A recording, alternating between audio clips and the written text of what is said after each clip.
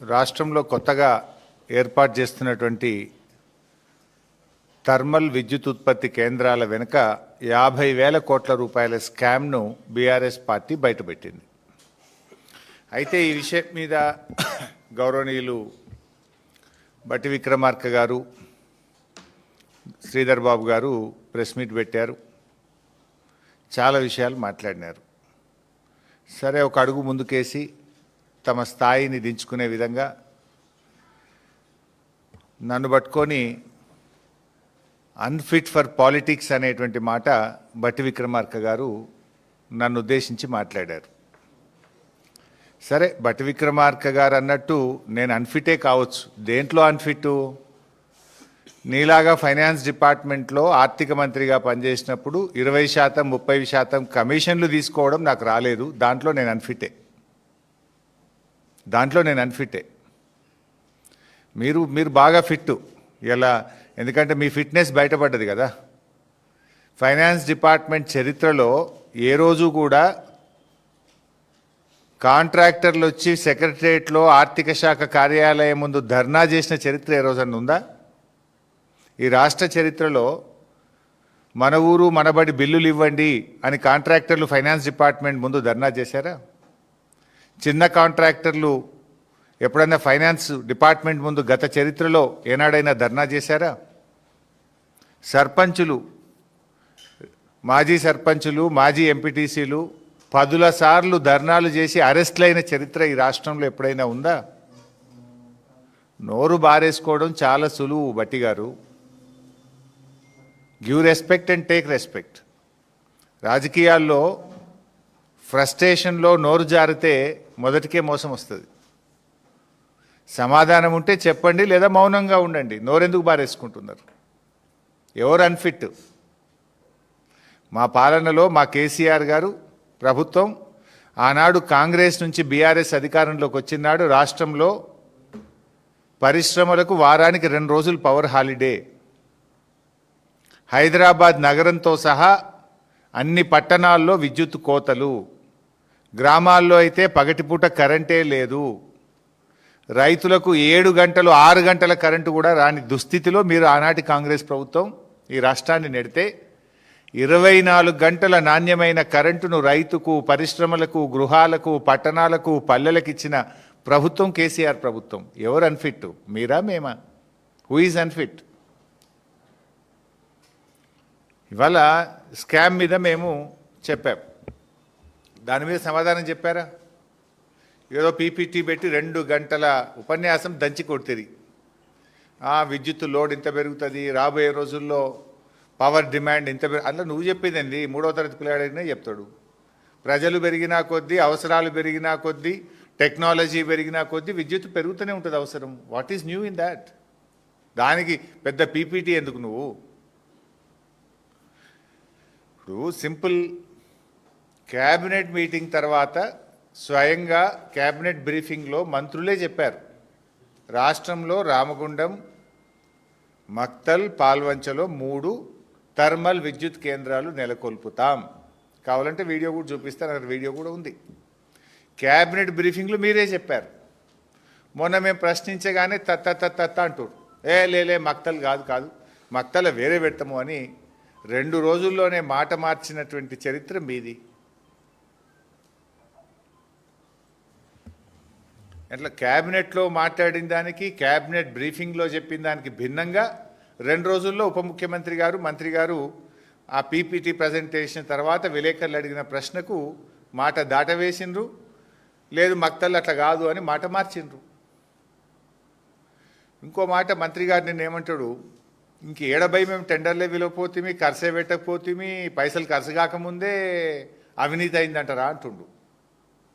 మరి మీరు ఆనాడు కాళేశ్వరం ప్రాజెక్టులో 84,000 కోట్లు కూడా ఖర్చు కాకముందే 1,00,000 కోట్ల అవినీతి జరిగిందని మీ రాహుల్ గాంధీ నుంచి మొదలుకుంటే మీ దాకా గల్లీకి పోయి చెప్పింది కదా. ఇవాళకి కూడా చెప్తున్నారు కదా, ఖర్చు అయిందే 84,000 కోట్లు దాటపోతే 1,00,000 కోట్ల అవినీతి జరిగిందని ఆనాడు అడ్డగోలుగా మాట్లాడినందుకు ముందు క్షమాపణ చెప్పండి. ఇవాళ మేమన్నది 50,000 కోట్ల అవినీతికి మీరు శ్రీకారం చుట్టారు. ఏ రూపాయి ఖర్చు లేకుండా, రూపాయి రాష్ట్ర ప్రభుత్వ పెట్టుబడి లేకుండా, అప్పులు లేకుండా, అప్పుల మీద వడ్డీలు లేకుండా మీరు ప్రతిపాదించిన రామగుండం థర్మల్ పవర్ స్టేషన్ కంటే కూడా తక్కువ ధరకే ఎన్టీపీసీ కరెంట్ ఇస్తుండగా ఈ అప్పులెందుకు, ఈ పెట్టుబడి ఎందుకు, ఈ ధర ఎక్కువ పెట్టి కరెంటు కొనుడెందుకు అని మేము సూటిగా ప్రశ్న వేశాం. దానికి సమాధానం ఇచ్చారా మీరు? You have no answer. మేము అడిగిన ప్రశ్నకి ఇవాళ సూటిగా మీరు సమాధానం చెప్పలేదు. నేను మళ్ళీ ఒక్కసారి రాష్ట్ర ప్రజలకు చెప్పే ప్రయత్నం చేస్తున్నాను, ఎందుకంటే ఈ భారం రాష్ట్ర ప్రజల మీద పడుతుంది. మీరు చేసే తప్పులు వచ్చే 25 ఏళ్ల పాటు ఈ రాష్ట్ర ప్రజలు మోయవలసి వస్తుంది. నువ్వు ఇవాళ ఉంటావు, రేపు పోతావు. నువ్వు పర్మనెంట్ కాదు, రాష్ట్రం పర్మనెంటు, ఈ రాష్ట్ర ప్రజలు పర్మనెంటు. నువ్వు చేసే అప్పు, నువ్వు చేసే తప్పుల భారం ఈ రాష్ట్ర ప్రజలు మోయవలసి వస్తుంది. నేను చెప్తున్నది డాక్యుమెంటల్ ఎవిడెన్స్తో చెప్తా ఉన్నా. మీరు ఆల్ పార్టీ మీటింగ్ పిలవండి, నేను వచ్చి ప్రూవ్ చేస్తా. చర్చకు రండి, లేదా మీరు పిలిస్తే నేను వస్తా. ఆధారాలతో సహా నేను రుజువు చేయడానికి సిద్ధం. నేను సొల్లు మాట్లాడతలేను, సూటిగా మాట్లాడుతున్నా. మీలాగా అన్ఫిట్ ఫర్ పాలిటిక్స్ అని వేక్ కామెంట్స్ అసలే చేయను. ఎందుకు ఈ మాట అంటున్నంటే, ఎలా రాష్ట్ర విభజన చట్టంలో భాగంగా ఆనాడు పార్లమెంటు, కేంద్ర ప్రభుత్వము తెలంగాణకు 4000 మెగావాట్ల డెడికేటెడ్ పవర్ ప్లాంట్ కట్టి ఇవ్వాలని చట్టం చేసింది. దాని ప్రకారం ఎన్టీపీసీ 4000 మెగావాట్లతో ప్లాంట్ నిర్మించింది. ఆనాడు బీఆర్ఎస్ ప్రభుత్వం ఉన్నప్పుడు 1600 మెగావాట్ల ఉత్పత్తి వస్తే బీఆర్ఎస్ అగ్రిమెంట్ చేసుకున్నది, 1600 తీసుకున్నది. కాంగ్రెస్ ప్రభుత్వం వచ్చిన తర్వాత ఎన్టీపీసీ మరో 2400 మెగావాట్ల విద్యుత్ ఉత్పత్తి తయారవుతుంది, దయచేసి మీరు పీపీఏ తీసుకోండి, ఈ కరెంటు తీసుకోండి అని ఎన్టీపీసీ మీకు ఉత్తరం రాసింది నిజమా కాదా చెప్పు. ఒక్కసారి కాదు 3 సార్లు ఎన్టీపీసీ ఉత్తరం రాసింది నిజమా అబద్ధమా సమాధానం చెప్పండి. ఎన్టీపీసీ సీఎండీ నేరుగా హైదరాబాద్కు వచ్చి ముఖ్యమంత్రి గారిని, భట్టి గారిని కలిసింది నిజమా అబద్ధమా చెప్పండి. ఆయన వచ్చి ఇది మీకోసమే ప్లాంట్ కట్టాము, ఈ 2400 మెగావాట్ల కరెంటు తయారవుతుంది, మీరు అగ్రిమెంట్ చేసుకోండి, ఈ కరెంటు తీసుకోండి అన్నాడు కదా. అంటే మీరేం చేసిండ్రు? 2400లో 800 చాలు, ఈ 1600 మెగావాట్లు మాకు అవసరం లేదు అన్నారు. అనడమే కాదు, రాష్ట్ర ముఖ్యమంత్రి రేవంత్ రెడ్డి అసెంబ్లీలో మాట్లాడుతూ బయట 5 రూపాయలకు 4 రూపాయలకే దొరుకుతుంది, మేమంతా గ్రీన్ ఎనర్జీ చేస్తాము, థర్మల్ పవర్ తగ్గిస్తాము అని ఆ రోజు చెప్పారు. ఇవి నేనేం ఉత్తగా చెప్తలేను. ఇది కాంగ్రెస్ ప్రభుత్వం అసెంబ్లీలో పెట్టినటువంటి తెలంగాణ స్టేట్ పవర్ సెక్టార్ మీద white paper on power sector. ఇది కాంగ్రెస్ ప్రభుత్వం అసెంబ్లీలో పెట్టిన డాక్యుమెంట్. ఇది శాసనసభకు చెప్పిన మాట. ఇందులో ఏం చెప్పారు శాసనసభకు చెప్పినప్పుడు? పేజ్ నెంబర్ 6లో reduction of technical minimum of thermal power stations from current 60% capacity to 40% by year 2026. ఈనాడు థర్మల్ విద్యుత్ ఉత్పత్తి రాష్ట్రంలో 60% ఉంది, 2026 నాటికి 40% తగ్గించుకుంటాము అని మీ కాంగ్రెస్ ప్రభుత్వం, మీరు బట్టి విక్రమార్క గారే ఇది అసెంబ్లీలో పెట్టిన డాక్యుమెంట్. 40% తగ్గిస్తాము 2026కు అని మీరు. ఇప్పుడు 2026 అయిపోతుంది, నెల అయితే అయిపోతుంది, దగ్గరికి వస్తుంది కదా. నెక్స్ట్ ఇయర్ 1 ఇయర్ 1 మంత్ అయితే అయిపోతుంది. 40% తగ్గించుకుంటామని మీరే చెప్పింది కదా. ఇక్కడనేమో 40% తగ్గిస్తామంటారు, ఇంకోవైపు ఏమో 2400 మెగావాట్ల థర్మల్ విద్యుత్ ఉత్పత్తి కేంద్రాలు పెడతాము అంటారు. ఏది కరెక్టా? అసెంబ్లీలో చెప్పింది కరెక్టా? ఇవాళ మీరు ప్రెస్ మీట్లో చెప్పేది కరెక్టా? లేలే కావాల్సిందే, లోడ్ పెరుగుతుంది, మేము థర్మల్ పెడతాము అంటారు. అసెంబ్లీలో ఏం చెప్పిండ్రు? ఉన్నదాన్ని తక్కువ చేస్తాము, 60 నుంచి 40% థర్మల్ విద్యుత్ ఉత్పత్తిని తగ్గిస్తాము అని అసెంబ్లీలో వ్రాతపూర్వకంగా ఇది మా ఎమ్మెల్యేలకు ఇచ్చిన డాక్యుమెంట్. ఇది ఈరోజు కూడా అసెంబ్లీ రికార్డులో ఉంది. ఇది ఒకవైపు తగ్గిస్తామంటారు, కమిషన్ల కోసం ఇంకొక వైపు ప్లాంట్లు పెడతామంటారు. సో మరోవైపు ఏం చేసిండ్రు? గ్రీన్ ఎనర్జీ పవర్ పాలసీ అని ఇది కూడా డాక్యుమెంటు కాంగ్రెస్ ప్రభుత్వమే విడుదల చేసింది. బట్టి విక్రమార్క గారు, రేవంత్ రెడ్డి గారు ఇద్దరు సంతకాలు పెట్టి 2030 కల్లా 20,000 మెగావాట్ల గ్రీన్ ఎనర్జీని మేము డెవలప్ చేస్తాము అన్నారు. మరి ఇప్పుడు గ్రీన్ ఇడిచిపెట్టి మళ్ళా థర్మల్ ఎంబడి ఎందుకు కొట్టారు? మరి దీనికి సమాధానం లేదు. ఇక్కడ అసలు విషయం పాయింట్, నేను స్ట్రైట్గా పాయింట్కి వస్తూ ఉన్నాను. అయితే ఎన్టీపీసీ 2,400 తీసుకోమంటే వీళ్ళు 800 మాత్రమే తీసుకున్నారు. ఆ 800కు state ERC electricity regulatory commission ఏదైతే ధర నిర్ణయిస్తుందో మనకు ఈఆర్సీ డాక్యుమెంట్, ఇది నా డాక్యుమెంట్ కాదు, ఈఆర్సీ సంతకం ఉంది దీని మీద. 800 తీసుకుంటే దానికి ఎంత ధర నిర్ణయించిందంటే ₹4.12. అంటే ఎన్టీపీసీ దగ్గర 800 మెగావాట్లు తీసుకుంటే ₹4.12 కాడికి 800 మెగావాట్లకు ఈఆర్సీ ఆర్డర్ పాస్ చేసింది. ₹4.12 వస్తుంది కదా ఇక్కడ ఎన్టీపీసీ. వాడు 2,400 ఇస్తా అంటే నువ్వు 800 తీసుకుంటా అన్నావు పాప, ఇంకా 1,600 వద్దన్నావు. ఇప్పుడేమంటున్నావు? పవర్ ప్లాంట్ పెడతా అంటున్నావు. ఇప్పుడు పెట్టే పవర్ ప్లాంట్లలో రామగుండం 800, పాల్వంచ 800, మక్తల్ 800 అని చెప్పినావు. రామగుండం 800కు జెన్కో డిపిఆర్ తయారు చేసింది. జెన్కో డిపిఆర్లో 10,800 కోట్లు ఖర్చు అవుతుందని డిపిఆర్ను ప్రభుత్వానికి సమర్పించింది. నిజమా అబద్ధమా? సూటిగా సమాధానం చెప్పు. 10,800 కోట్లతో జెన్కో డిపిఆర్ ఇచ్చింది, నిజమా కాదా? 800 మెగావాట్లకు 10,800 కోట్లంటే 1 మెగావాట్కు 13,62 లక్షల ఖర్చు అవుతుంది. ఇది స్టార్టింగ్, అయిపోయే వరకు అది 16-17 కోట్లు అవుతుంది. 13,62 లక్షల 1 మెగావాట్కు ఖర్చు అవుతుంది. 1 యూనిట్ విద్యుత్ ఉత్పత్తి చేయడానికి ₹7.70 అవుతుందని చెప్పి లెక్క తేల్చింది జెన్కో. ₹7.70 per unit. మరి 10,880 కోట్లు కాస్త ఏమవుతుంది? పూర్తయ్యే వరకు 15,000 కోట్లు అవుతుంది. ఈ 15,000 కోట్లలో 25% జెన్కో రాష్ట్ర ప్రభుత్వం డబ్బులు పెట్టాలి, 75% అప్పులు తేవాలి. 15,000 కోట్లు ఒక రామగుండంకు, ఇంకో 15,000 పాల్వంచకు, ఇంకో 15,000 మక్తల్కు, 45,000 అవుతుందా? నేనేమంటున్నా, అరే రూపాయి పెట్టుబడి లేదు, రూపాయి అప్పు అవసరం లేదు, మిత్తి మీద పడేది లేదు, వాళ్ళు కట్నీళ్ళు పెట్టిపోయోలే 2,400 మెగావాట్ల కరెంటు మన తెలంగాణలోనే పెట్టి మనకు సప్లై చేస్తామంటే ఎందుకు వద్దన్నావు? అయినా వాళ్ళు చెప్పిన ధర ఎంత?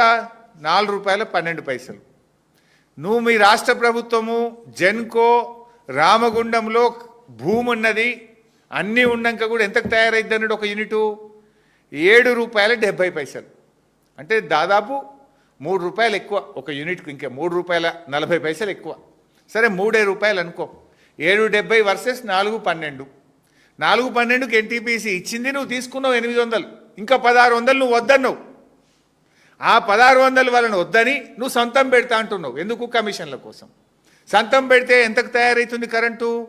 ₹7.70 తయారవుతుంది. అంటే 1 యూనిట్ మీద ₹3 అదనంగా విద్యుత్ ఉత్పత్తికి ఖర్చు అవుతుంది మీరు పెడితే. ఒక రోజుకు 3 కోట్ల యూనిట్ల విద్యుత్ ఉత్పత్తి, 800 మెగావాట్లు అంటే దట్ ఈజ్ ఈక్వలెంట్ టు 3 కోట్ల యూనిట్ల కరెంటు. 3 కోట్లు ఇంటూ ₹3 అంటే ఎంత? 9 కోట్లు. అంటే రోజుకు అదనంగా ఎన్టీపీసీ నుంచి కరెంటు వాళ్ళు ఇస్తామనంగా తీసుకోకుండా నువ్వు రామగుండంలో ప్లాంటు పెట్టి నువ్వు ఉత్పత్తి చేస్తే రోజుకు ₹9 కోట్ల ఈ రాష్ట్ర ప్రజల మీద భారం పడుతుంది. నీ జేబులకి వెళ్ళైతే పెట్టవు కదా, ఆ బిల్లు ఎవరికి వేస్తావు? ఆ కరెంటు బిల్లు ప్రజల మీద వేస్తావు. రోజుకు 9 కోట్లు. సరే సంవత్సరానికి ఎంత అవుతుంది? 9 కోట్లు అంటే రోజుకు 9 కోట్ల చొప్పున సంవత్సరానికి 3,285 కోట్లు ఖర్చు అవుతుంది. ఏ పవర్ ప్లాంట్ అయినా అగ్రిమెంటు 25 ఏళ్ళు 25 ఇయర్స్కి ఉంటుంది. అంటే 25 ఏళ్లకు సంవత్సరానికి 3,285 కోట్ల చొప్పున లెక్క పెడితే 82,000 కోట్ల అదనం భారం ఈ రాష్ట్ర ప్రజల మీద పడబోతుంది. మేము అంటున్నది అదే కదా. ఇప్పుడు నీ కమిషన్ల కోసమో, నీ 30%కో, నీ 40% కోసం ఈ రాష్ట్ర ప్రజల మీద 82,000 కోట్ల భారం ఎందుకు వేస్తున్నావు మిస్టర్ బట్టి విక్రమార్క అని సూటిగా అడుగుతా ఉన్నా. ₹4.12 ఎన్టీపీసీ ఇస్తుండగా నువ్వు ప్లాంట్ కట్టి ₹7.70 ఎందుకు విద్యుత్ ఉత్పత్తి చేస్తున్నావు? ఒక దిక్కు పైసలు లేవు, అప్పుల కోసం పోతే చెప్పులు ఎత్తుకపోయేటట్లెక్క చూస్తున్నాడు అంటాడు నీ ముఖ్యమంత్రి. అరే మా తులం బంగారం ఏమైపోయాయి, అవ్వతాతలకు 4,000 పింఛన్ ఏమైపోయాయి, అక్క చెల్లెలకు మహాలక్ష్మి ఏమైపోయాయి అంటే పైసలు లేవు అంటావు. మరి ఇప్పుడు ఈ ప్లాంట్లు 3 కట్టాలంటే నువ్వు 25% పెట్టాలి కదా. 10-15 వేల కోట్లు ఏడికెళ్ళి తెస్తావు, అప్పులు ఏడికెళ్ళి తెస్తావు, మిత్తిలు ఏడికెళ్ళి కడతావు. అప్పు లేదు, అసలు లేదు, మిత్తి లేదు, ఏది లేకుండా సగం ధరకు ఎన్టీపీసీ ఇస్తామంటే ఎందుకు వద్దంటున్నావు అని నేను సూటిగా అడుగుతున్నా. ఎందుకు వద్దంటున్నావు అంటే నీ 30% కమిషన్ రాదు. ఎన్టీపీసీ కరెంట్ ఇస్తుంది, నువ్వు పైసలు కట్టాలి. నువ్వు ప్లాంట్ కడితే నీకు తిన్న 30%, 40% కమిషన్ ఉన్నది కదా. అందుకే బూస్టప్ చేసిండ్రు, ప్లాంట్లు కడతామంటున్నారు. ఇప్పుడు ఎన్టీపీసీది ఇంకా తొందరగా వస్తుంది కరెంటు. నువ్వు ఇప్పుడు ఆలు లేదు, సూలు లేదు, నువ్వు కట్టాలంటే 5 ఏళ్ళు 6 ఏళ్ళు అవుతుంది. ఎన్టీపీసీ తయారున్నది, ఏడాది లోపల ఇస్తా అంటుండు. తయారున్న కరెంటు, తక్కువ ధరకు వచ్చే కరెంటు, పెట్టుబడి లేకుండా వచ్చే కరెంటు వద్దంటావు. 5 ఏళ్ల తర్వాత వచ్చే కరెంటు, ఎక్కువ ధరకు వచ్చే కరెంటు, పెట్టుబడి పెట్టే కరెంటు ముద్దంటావు. ఇది ఎక్కడి పద్ధతి? ఎవరి కోసము?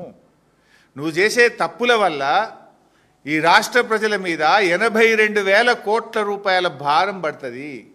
ఈ 82,000 కోట్ల భారం ఎందుకు ఈ రాష్ట్ర ప్రజలు విద్యుత్ బిల్లుల రూపంలో చెల్లించాలి? రేపు కరెంటు బిల్లులు పెరుగుతాయి కదా. ఈ బిల్లులన్నీ ప్రజలు కదా కట్టాల్సింది. ఆ ప్రజలకు నష్టం జరుగుతుంటే ఆ ప్రజలకు రేపు బిల్లులు పెరుగుతాయని చెప్పి ఈ స్కామ్ను బీఆర్ఎస్ పార్టీ బయటపెట్టింది. ప్రజల పక్షాన బీఆర్ఎస్ పార్టీ రేపు ప్రజల మీద భారం పడొద్దని ప్రశ్నిస్తూ ఉంది. ఇకపోతే ప్లాంట్లు, అరే మీరు బొగ్గు లేని చోట ప్లాంట్లు పెట్టినరు అని మా మీద ఆరోపణలు చేస్తున్నారు. సరే, మేము ఎందుకు పెట్టినామో తప్పకుండా నేను సమాధానం చెప్తా. ఇవాళ అసలు ఈ ప్లాంట్లు బొగ్గు లేని చోట పెట్టిందే కాంగ్రెస్ పార్టీ కదా. ఏ బొగ్గున్నదని విజయవాడ థర్మల్ పవర్ స్టేషన్ కట్టింది కాంగ్రెస్ పార్టీ. ఏ బొగ్గున్నదని రాయలసీమ థర్మల్ పవర్ స్టేషన్ కట్టింది కాంగ్రెస్ పార్టీ. ఏ బొగ్గున్నదని కృష్ణపట్నంలో థర్మల్ పవర్ స్టేషన్ కట్టింది కాంగ్రెస్ పార్టీ. ఎలా RTPP Rayalaseema thermal power station 1200 కిలోమీటర్లు ఉంటుంది. మరి ఆడ ఏ బొగ్గున్నదని కట్టిండ్రు అన్నాడు కాంగ్రెస్ పార్టీ. విజయవాడలో ఏముందని కట్టిండ్రు, కృష్ణపట్నంలో బొగ్గు ఉందని కట్టిండ్రా? మీరు మాట్లాడేటప్పుడు మీ గత చరిత్ర చూసుకొని మాట్లాడండి. ఇవాళ ప్రపంచవ్యాప్తంగా కూడా ఒక బ్యాలెన్స్ ఉండాలి. రేపు ప్రకృతి వైపరీత్యాలు వచ్చినా, భూకంపాలు వచ్చినా, అన్ని థర్మల్ స్టేషన్స్ ఒక దగ్గర ఉన్నాయనుకో, ఏదైనా తేడా వస్తే రాష్ట్రం మొత్తం అంధకారం కాదా? ఒక బ్యాలెన్స్ ఉండాలి అని ఆలోచించింది. ముఖ్యంగా fly ash is a big issue. Fly ash consumption లేకపోతే అది పెద్ద ఎన్విరాన్మెంటల్ ఇష్యూగా మారుతుంది. ఫ్లై యాష్ని ఎవరు వాడతారు? సిమెంట్ ఫ్యాక్టరీలు వాడతాయి. దామర్చెర్ల దగ్గర దాదాపు 30 సిమెంట్ ఫ్యాక్టరీలు ఉన్నాయి. ఆ సిమెంట్ ఫ్యాక్టరీలో 100% ఈ ఫ్లై యాష్ను మేము వాడుకుంటాము అని అండర్టేకింగ్ ఇచ్చి ప్రభుత్వంతో అగ్రిమెంట్ చేసుకున్నారు. ఆ రోజు అక్కడ ఫ్లై యాష్ వినియోగం జరుగుతుంది. సిమెంట్ ఫ్యాక్టరీలు ఉన్నాయి, 1200 ఎకరాల ప్రభుత్వ భూమి ఉన్నది, కావలసిన కృష్ణా నది జలాలు ఉన్నాయి. అవసరమైతే పోర్టు నుంచి, అప్పటికి కోల్ లింకేజ్ లేదు, పోర్టు దగ్గర ఉంటుంది, పోర్టు నుంచి మనం ఇంపోర్టెడ్ కోల్ తెచ్చుకోవడానికి అనువుగా ఉంటుంది, బ్యాలెన్స్ ఉంటుంది. ప్రకృతి వైపరీత్యాలు, భూకంపాలు వచ్చినప్పుడు కూడా విద్యుత్తు ఉత్పత్తి జరుగుతుంది, ఇబ్బంది రాకుండా చేసుకోవచ్చు. అన్నీ ఆలోచించి ఆనాడు బీఆర్ఎస్ ప్రభుత్వం యాదాద్రి థర్మల్ పవర్ ప్లాంట్ను కట్టింది. ఆనాడు ఇదే కోమటిరెడ్డి గారు ఏమన్నారు, మేము రాగానే యాదాద్రిని మూసేస్తాం, వద్దు యాదాద్రి మాకు తాళం వేస్తా అన్నాడు. మరి నిన్న క్యాబినెట్లోనేమో తాళాలు కొడుతుండ్రు. మళ్ళీ ఇప్పుడు ఎందుకు పెడుతున్నావు? మరి 2400 థర్మల్ మెగావాట్ పవర్ ప్లాంట్ ఎందుకు ఒప్పుకున్నావు వెంకటరెడ్డి గారు? మరి నువ్వు ఇది అంత కాలుష్యం మా మెడ మీద వేస్తారా అన్నారు. మరి ఇప్పుడు మళ్ళీ ఎందుకు కడుతున్నావు? మరి కాలుష్యం ఉంటే ఆనాడు అపోజిషన్లో ఉన్నాం కనుక ఏదన్నా మాట్లాడచ్చు, గవర్నమెంట్ల కోసం రాగానే పెదవులు మూతపడతాయి. అంటే ఇలా కాంగ్రెస్ వాళ్ళ అడ్డగోలు వ్యవహారాలు ప్రజలకు అర్థమవుతూ ఉన్నాయి. వీళ్ళ తప్పుడు కూతలు, తప్పుడు విధానాలు, ప్రతిపక్షంలో ఒక మాట, అధికారంలో ఒక మాట, వీళ్ళ విధానాలన్నీ కూడా ఈరోజు ప్రజలు అర్థం చేసుకుంటూ ఉన్నారు. మరి ఆనాడు యాదాద్రి మేము రాగానే మూసేస్తాం, తాళం వేస్తాం, కట్టనీయం అన్నోళ్ళు ఇప్పుడు పోయి రిబ్బన్లు కత్తిరిస్తారు, పోటీ పడి కొబ్బరికాయలు కొడుతుండ్రు. వెంకటరెడ్డి గారు ఉరుకురికి కొబ్బరికాయలు కొడుతుండ్రు. మరి ఆనాడు ఏమన్నావు? మరి కొబ్బరికాయలు కొట్టేటప్పుడైనా యాదికి వస్తలేదా? నేను ఆనాడు తాళం వేస్తా అన్నా, దీన్ని మూసేస్తా అన్నా, ఎట్లా కొబ్బరికాయ కొట్టాలి, జ్వరం వచ్చిందని ఇంట్లోనే వాడుకోవచ్చు కదా సపరేట్గా. అంటే గంత నిస్సిగ్గుగా వ్యవహరిస్తూ ఉంది కాంగ్రెస్ పార్టీ.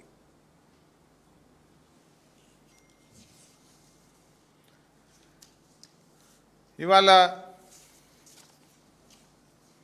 గ్రీన్ పాలసీ ఇందాక నేను చెప్పిన, ఇందాక మక్తల్ది కూడా చూడండి, ఒక పత్రికలో వచ్చిన వార్త ఇదో, తెరపైకి మక్తల్ థర్మల్ పవర్ ప్లాంట్. వాళ్ళు ఇంత స్పష్టంగా థర్మల్ అని చెప్పి ఇప్పుడేమో థర్మల్ మేము అనలేదు అని మాట మారుస్తారు. ఇక గ్రీన్ పాలసీ గాలికి పోయింది, కమిషన్ల కోసం కొత్త పాలసీ వచ్చింది ఇప్పుడు ఇక 30%.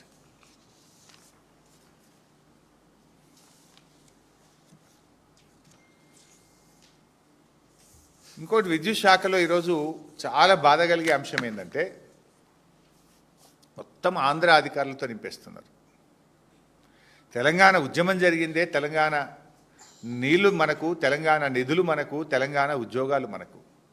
కేసీఆర్ గారు కష్టపడి 95% లోకల్ రిజర్వేషన్ ఉద్యోగాల్లో సాధించింది కేసీఆర్ గారు.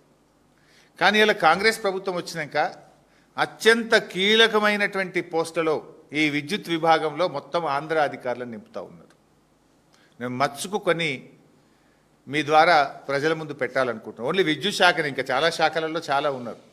అసలు ఈ ప్రభుత్వం తెలంగాణ ప్రభుత్వం నడుపుతుందా, వెనక నుండి ఆంధ్ర ప్రభుత్వం నడుపుతుందా అని అనుమానాలు కలుగుతూ ఉన్నాయి వీళ్ళ అపాయింట్మెంట్లు చూస్తూ ఉంటే. వరుసబెట్టి ఆంధ్ర ప్రాంతానికి చెందిన వారిని అత్యంత కీలకమైన విభాగాల్లో ఇలా విద్యుత్ శాఖలో అపాయింట్ చేసినారు. ఇవాళ జెన్కో డైరెక్టర్, ఎంతోమంది అనుభవం ఉన్న వాళ్ళు తెలంగాణ బిడ్డలు ఉన్నారు. జెన్కోలో ఈ అంటే హైడల్ అండ్ థర్మల్ ప్రాజెక్టుల నిర్మాణము, నిర్వహణ ఎవరికి ఇస్తారు? జనరల్గా తెలంగాణ బిడ్డలు ఎవరన్నా జెన్కోలో పనిచేసే వాళ్ళకు, అంటే ప్రాజెక్టులు కట్టేటప్పుడు కానీ ప్రాజెక్టుల నిర్వహణలో ఉన్నటువంటి అనుభవజ్ఞులైన ఇంజనీర్లను తీసుకోవాలి. వీళ్ళు ఎవరిని తీసుకున్నారు?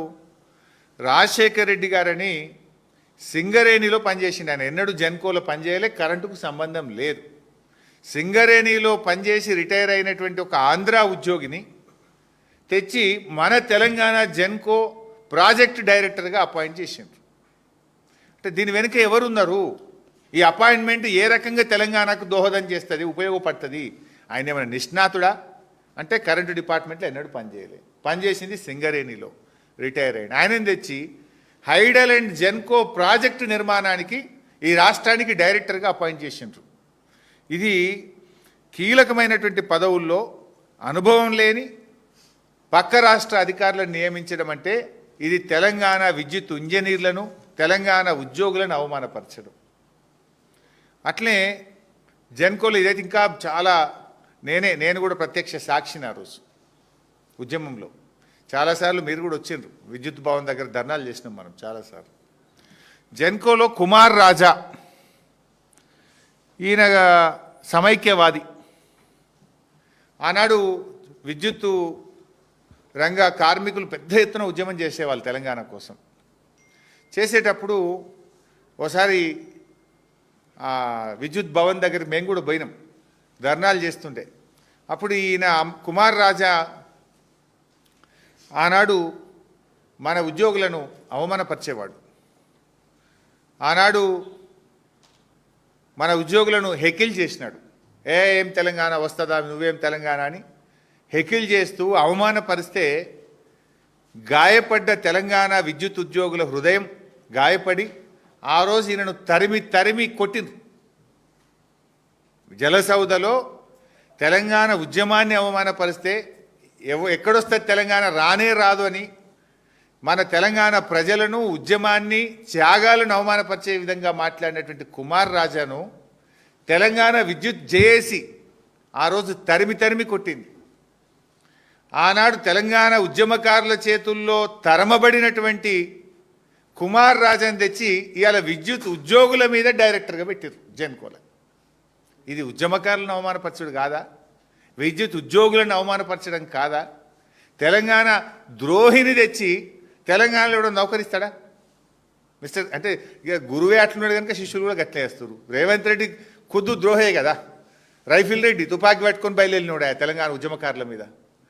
ఇక గురువు ద్రోహి ఉన్నాడు కనుక ఇవాళ అపాయింట్మెంట్లు కూడా ద్రోహులకే దక్కుతున్నాయి, తెలంగాణ ద్రోహులకు దక్కుతున్నాయి ఈరోజు. నేను అడుగుతున్నా రేవంత్ రెడ్డి, ఇది ప్రజాపాలన తెలంగాణ ద్రోహుల పాలన? ఇది ఏం పాలన ఇది? అట్లా ఇంకొక ఆయన శివాజీ, ఈయన మధ్యప్రదేశ్లో మైనింగ్ ఇంజనీర్గా పనిచేసింది. ఈయన మధ్యప్రదేశ్లో ఆంధ్ర ప్రాంత ఉద్యోగి. ఈయనను ఎస్పీడీసీఎల్లో కీలకమైనటువంటి ప్రాజెక్ట్స్ అండ్ హెచ్ఆర్డీకి డైరెక్టర్గా అపాయింట్ చేసిండ్రు ఎస్పీడీసీఎల్లో. ఇవాళ ఎస్పీడీసీఎల్లో ఈ శివాజీ గారిని ప్రాజెక్ట్స్ అండ్ హెచ్ఆర్డీకి డైరెక్టర్గా అపాయింట్ చేసిండ్రు. ఈయనకు విద్యుత్తు మీద కనీస అవగాహన లేని వ్యక్తి, సాంకేతిక నైపుణ్యం లేదు, పనిచేసింది మధ్యప్రదేశ్లో, పనిచేసింది కోల్ మైన్స్లో. తెచ్చి ఎస్పీడీసీఎల్లో కీలకమైనటువంటి వింగ్లో ఆయనను డైరెక్టర్గా అపాయింట్ చేసిండ్రు. ఇక ఇంకొక ఆయన, ఎంతోమంది తెలంగాణలో వాస్తవానికి సమర్థులైనటువంటి దళిత అధికారులు కూడా ఉన్నారు.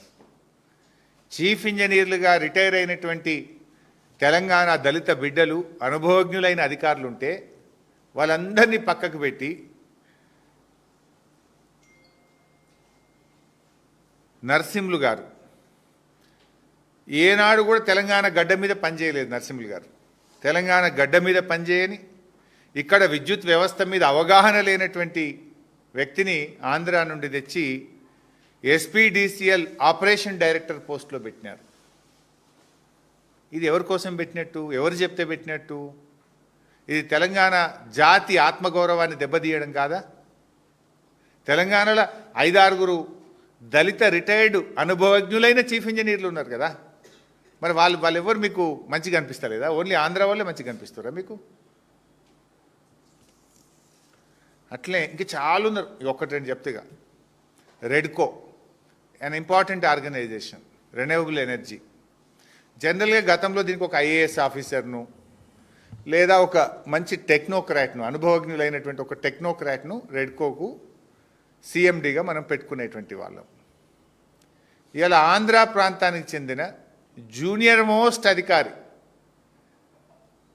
అంటే జూనియర్ మోస్ట్ డివిజనల్ ఇంజనీర్గా ఉన్నటువంటి వావిలాల అనిల గారిని తెచ్చి రెడ్కో సిఎండి పోస్ట్ అప్పగైపోయింది. ఇక తెలంగాణలో ఒక్కటి దొరకలేదా నీకు? జెన్కో మన రెడ్కోకు ఒక సిఎండిని పెట్టడానికి వేల మంది రిటైర్డ్ ఇంజనీర్లు ఉన్నారు కదా, ఎంతోమంది సీనియర్ ఐఏఎస్లు ఉన్నారు కదా.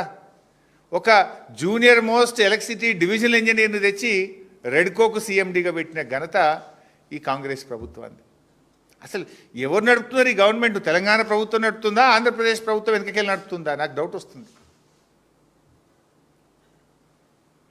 అసలు ఈ చర్యతోని తెలంగాణలోని సీనియర్ ఇంజనీర్లు, రిటైర్డ్ ఎస్సీలు, సిఈలు, విద్యుత్ ఉద్యోగులందరూ కూడా ఏంది అసలు మేము ఎవరం పనికిరామా, ఈ ప్రభుత్వం పక్క రాష్ట్రంకి వెళ్ళి తెచ్చి రెడ్కో సిఎండి పెట్టుడేందని ముక్కు మీద వేలేసుకున్నారు, చాలా బాధపడుతున్నారు. అనేక సందర్భాల్లో మేము కలిసినప్పుడు మా దృష్టికి తీసుకొస్తూ ఉన్నారు, తమ బాధను మా దృష్టికి తీసుకొస్తూ ఉన్నారు. ఇంకా అట్లా చెప్పుకుంటూ పోతే ఈయనైతే ఇంకా చాలా ఖతర్నాకున్నాడు. ఇక ఒక ఆయన విపరీతమైన అవినీతి ఆరోపణలు ఎదుర్కొని గతంలో ఏసీబీ రైడ్లో ఉన్నటువంటి వ్యక్తి, ఆంధ్ర ప్రాంతానికి చెందినటువంటి వ్యక్తిని తెచ్చి మొత్తం రాష్ట్రానికి హెడ్ చీఫ్ ఎలక్ట్రికల్ ఇన్స్పెక్టర్ పోస్ట్ని అప్పచెప్పారు. అత్యంత కీలకమైన పోస్టు చీఫ్ ఎలక్ట్రికల్ ఇన్స్పెక్టర్ పోస్ట్ను ఈ నందకుమార్ గారికి అప్పచెప్పినారు. అసలు పేపర్లలో అయితే ఆయన మీద పుంఖాను వార్తలు వచ్చినాయి. ట్రాన్స్ఫర్కి ఒక రేటు, పోస్టింగ్కి ఒక రేటు, పర్మిషన్ రావాలంటే ఒక రేటు, నెలల తరబడి ఫైళ్ళు పెండింగు, పైసలు ఇస్తే కానీ లంచం ఇస్తే కానీ ఫైలు కదలదని నేనే ఒక 20 సార్లు 20 పేపర్లు అన్ని పేపర్లలో చదివిన ఆయన గురించి. తెలంగాణలో చీఫ్ ఎలక్ట్రికల్ ఇన్స్పెక్టర్ పోస్టుకు మీకు ఒకరు దొరకలేరా మీకు? అవినీతి పరుడుగా ముద్రపడి ఏసీబీ రైడ్లో ఉన్న ఆంధ్ర ప్రాంతానికి చెందిన వ్యక్తే దొరికిండు రేవంత్ రెడ్డి గారు మీకు.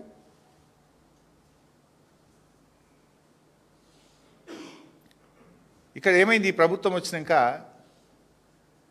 Green energy open access policy కింద అప్లికేషన్ తీసుకున్నారు రేవంత్ రెడ్డి గారు ప్రభుత్వం. ఒక్కొక్క అప్లికేషన్ ఫీజు 25,000 రూపాయలు కట్టి అప్లికేషన్ పెట్టుకోమన్నారు. దాదాపు ఒక 600 కోట్లు వచ్చినాయి రాష్ట్ర ప్రభుత్వానికి. అప్లికేషన్ల మీదనే 600 కోట్లు వచ్చినాయి. ఏది ఇండస్ట్రియలిస్టులు గ్రీన్ ఓపెన్ యాక్సెస్ పాలసీ, ఎక్కడి నుంచైనా మీరు గ్రీన్ ఎనర్జీని తెచ్చుకొని వాడుకోవచ్చు. మరి దరఖాస్తులు అయితే తీసుకున్నది 600 కోట్ల రూపాయల డబ్బులు తీసుకున్నది ఈ ప్రభుత్వం. అయితే ఈ చీఫ్ ఎలక్ట్రికల్ ఇన్స్పెక్టర్ కార్యాలయం మెగావాట్కి 20 లక్షలు లంచం అడిగారట. మళ్ళా కొన్ని రోజులు అయినాక లేలే ఇది మాదే అడిగినాము, పెద్దలకు కూడా ఇచ్చేది ఉంటుంది, ఇంకొక 10 లక్షలు 30 అన్నారట. పైకి ఇచ్చేది ఉన్నది పెద్దలకు అన్నారట. మరి ఆ పెద్దలు ఎవరో తెలియదు. 30 లక్షలు అన్నారట. ఇవాళ 2800 మెగావాట్లకు అప్లికేషన్లు వచ్చి 6 నెలలు అయింది. లెక్క కుదుర్తలేదు, బేరం సెట్ అయితలేదు. ఇప్పటికి 1 మెగావాట్ కూడా పర్మిషన్ ఇవ్వలేదు. 1 మెగావాట్కి ఈరోజు పర్మిషన్ ఇవ్వలేదు. మరొకవేళ మీరు క్యాప్టివ్ విధానం లేకపోతే అప్లికేషన్లు ఎందుకు తీసుకున్నారు? ఎందుకు 25,000 రూపాయల ఫీజుతో దరఖాస్తులు స్వీకరించింది? విధానం ఉన్నదన్నది మీరే, దరఖాస్తులు తీసుకున్నది మీరే. 6 నెలల నుంచి పెండింగ్లో పెట్టినరు. వాళ్ళు ఇవాళ ఆఫీసుల చుట్టూ తిరుగుతూ ఉన్నారు. బయట మాకు అక్కడక్కడ వినబడుతున్నాయి, చెప్తున్నారు. ప్రైవేట్ మీటింగ్స్లో మొదలు 10 అన్నారు, ఓకే అన్నాం సార్. 20 అన్నారు, ఓకే అన్నాం సార్. లేలే ఇంకా పెద్దోళ్ళది కవర్ కాలే, ఇంకా 10 కలుపురు 30 అన్నారు. ఎటు తేలుస్తలేరు, మాకంత ఆగమైపోతుంది. ఇది ఏం పద్ధతి, ఇది మీరన్నా మాట్లాడుండ్రు అని వాళ్ళే మాకు చెప్తున్నారు. ఇలా తెలంగాణ విద్యుత్ వ్యవస్థ అస్తవ్యస్తమవుతూ ఉంది. అవగాహన లేమితో, ఆంధ్ర అధికారులతో, దోపిడితో, కరప్షన్తో ఇలా ఆగమాగం చేస్తున్నారు. సో ఇప్పటికైనా ఈ ఆంధ్ర విద్యుత్ అధికారులందరినీ తొలగించండి, తెలంగాణ బిడ్డలకు అవకాశం ఇవ్వాలని బీఆర్ఎస్ పార్టీ పక్షాన్ని డిమాండ్ చేస్తూ ఉన్నాం.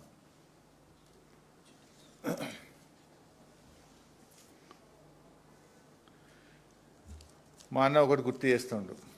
ముఖ్యమంత్రి గారు ఇలా పర్యటనలు పోతున్నారు, వెళ్ళాలి. ఎంత ముఖ్యమంత్రి గారు ఎంత తిరుగుతే అంత మంచిది. We are not against to that. కానీ ఇలా ఎన్నికల కోడ్ను ఉల్లంఘిస్తూ ఉన్నారు. రాష్ట్ర ఎన్నికల సంఘం నిద్రపోతూ ఉందా? రాష్ట్ర ఎన్నికల సంఘం నియమ నిబంధనలు చూసే బాధ్యత లేదా అని నేను అడుగుతా ఉన్నా. ముఖ్యమంత్రి గారు ఇలా ఏం శంకుస్థాపన చేస్తుండ్రు? ఒక ఇరిగేషన్ ప్రాజెక్టుకు కొడంగల్ నారాయణపేట లిఫ్ట్కు శంకుస్థాపన చేస్తున్నారు. ఆ నీళ్ళు ఎక్కడ పారుతాయి? గ్రామాల్లో కదా పారేది.